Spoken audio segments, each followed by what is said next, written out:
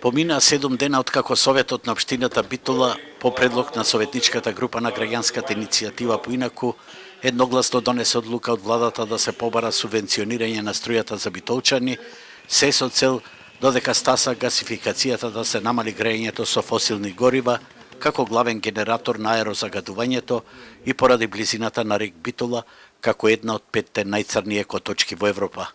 Од општината барем засега молк, а воздржани се и иницијаторите во очекување да се изјаснат институциите. На што мислат битолчани? Ние се труеме цела Битола, а цела Македонија е обезбедуваме со струја. Београд има таму едно село.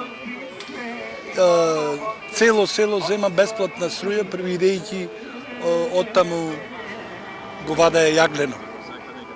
И дека му чадат. Ние добиваме нон-стоп и топло грејење и се што, ама тоа се години врват. Значи не се остварува. Дека ќе има некои субвенции да имаме поевтина струја, не би можел да претпоставам. Заев за Битола мора да дај, затоа што и Битола даде многу за заев. Ова одлука на Советот создаде какофонија во локалните релации на линија на советниците и општинската управа, се до партиските штабови.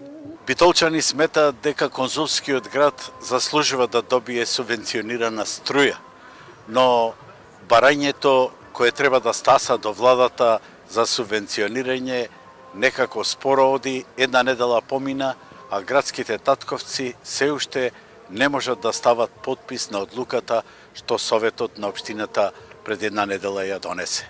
Од општината велат дека сега се чека подписот на претседавачот на Советот и на градоначалничката, кој заедно со координаторот на Советничката група на СДСМ наредниот ден по седницата отпатува во Франција за да го јакнат братството со Епинал, откако претходно се испишманија, веројатно по партиска препорака.